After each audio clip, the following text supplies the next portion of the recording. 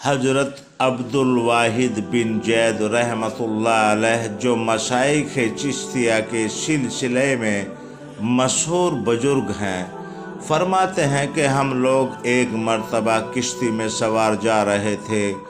ہوا کی گردش نے ہماری کشتی کو ایک جزیرے میں پہنچا دیا۔ ہم نے وہاں ایک آدمی کو دیکھا کہ وہ ایک بت کی پوجا کر رہا ہے۔ ہم نے اس سے پوچھا کہ تو کس کی پرستش کرتا ہے؟ اس نے اس بت کی طرف اشارہ کیا۔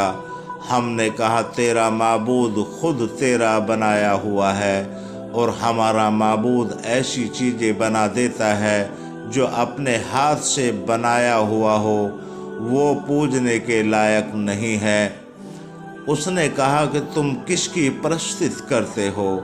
ہم نے کہا اس پاک ذات کی جس کا عرش آسمان کے اوپر ہے، اس کی گرفت زمین پر ہے، اس کی عظمت اور بڑائی سب سے بالا تر ہے۔ کہنے لگا تمہیں اس پاک ذات کا علم کس طرح ہوا؟ ہم نے کہا اس نے ایک رسول صلی اللہ علیہ وسلم کاشد ہمارے پاس بھیجا جو بہت ہی کریم شریف تھا۔ اس رسول صلی اللہ علیہ وسلم نے ہمیں یہ سب باتیں بتائی۔ اس نے کہا وہ رسول صلی اللہ علیہ وسلم کہاں ہیں؟ ہم نے کہا کہ اس نے جب پیام پہنچا دیا اور اپنا حق پورا کر دیا تو اس مالک نے اس کو اپنے پاس بلا لیا تاکہ اس کو پیام پہنچانے اور اس کو اچھی طرح پورا کر دینے کا صلہ و انعام عطا فرمائے۔ اس نے کہا کہ اس رسول صلی اللہ علیہ وسلم نے تمہارے پاس کوئی علامت چھوڑی ہے؟ ہم نے کہا اس مالک کا پاک کلام ہمارے پاس چھوڑا ہے۔ اس نے کہا مجھے وہ کتاب دکھاؤ۔ ہم نے قرآن پاک لا کر اس کے سامنے رکھ دیا۔ اس نے کہا میں تو پڑھا ہوا نہیں ہوں، تم اس میں سے مجھے کچھ سناؤ۔ اور ہم نے ایک سور سنائی۔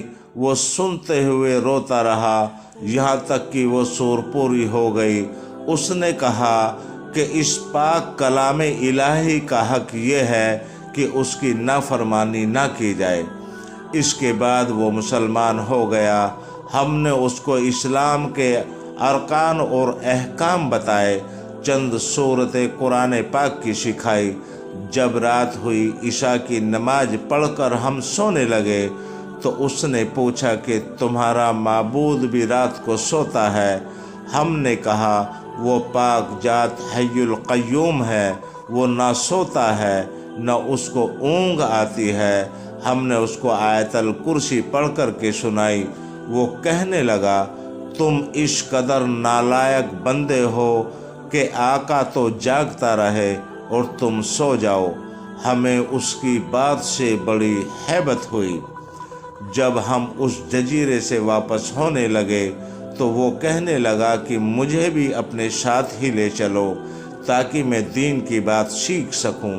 ہم نے اپنے ساتھ لے لیا۔ جب ہم شہر آبادن میں پہنچے تو میں نے اپنے ساتھیوں سے کہا یہ شخص نیا مسلم ہے، اس کے لیے کچھ مشاع کا فکر بھی چاہیے۔ ہم نے کچھ درہم چندہ کیا اور اس کو دینے لگے۔ اس نے پوچھا یہ کیا ہے؟ ہم نے کہا کچھ درہم ہے، ان کو تم اپنے خرچ میں لے آنا۔ کہنے لگا لا الہ الا اللہ، تم لوگوں نے مجھے ایسا راستہ دکھایا جس پر خود بھی نہیں چلتے۔ میں ایک جزیرے میں تھا، ایک بت کی پرستش کرتا تھا، خدا پاک کی پرستش بھی نہ کرتا تھا۔ اس نے اس حال میں بھی مجھے جایا اور ہلاک نہ کیا، حالانکہ میں اس کو جانتا بھی نہ تھا۔ بس وہ اس وقت مجھے کیوں کر جایا کر دے گا جبکہ میں آج اس کو پہچانتا بھی ہوں، اس کی عبادت بھی کرتا ہوں۔ وہ 3 دن کے بعد ہمیں معلوم ہوا کہ اس کا آخری وقت ہے، موت کے قریب ہے۔ ہم اس کے پاس گئے۔ اس نے پوچھا کہ تیری کوئی حاجت تو ہو تو بتا دے۔ وہ کہنے لگا میری تمام حاجتیں اس پاک ذات نے پوری کر دی جس نے تم لوگوں کو جزیرے میں میری ہدایت کے لیے بھیجا تھا۔ شیخ عبد الواحد رحمۃ اللہ علیہ فرماتے ہیں، مجھ پر دفتن نیند کا غلبہ ہوا، میں وہیں سو گیا تو میں نے دیکھا ایک نہایت سرسبز باغ ہے، اس میں ایک نہایت نفیس قبا بنا ہوا ہے، اس میں ایک تخت بچھا ہوا ہے، اس تخت پر ایک نہایت حسین لڑکی ہے، اس جیسی خوبصورت عورت کبھی کسی نے نہ دیکھی ہوگی، اور وہ یہ کہہ رہی ہے خدا کے واسطے اس کو اور جلدی بھیج دو۔ اس کے اشتیاق میں میری بے قراری حد سے بڑھ گئی ہے۔ میری جو آنکھ کھلی تو اس نو مسلم کی روح پرواز کر چکی تھی۔ ہم نے اس کی تجہیز و تکفین کی اور دفن کر دیا۔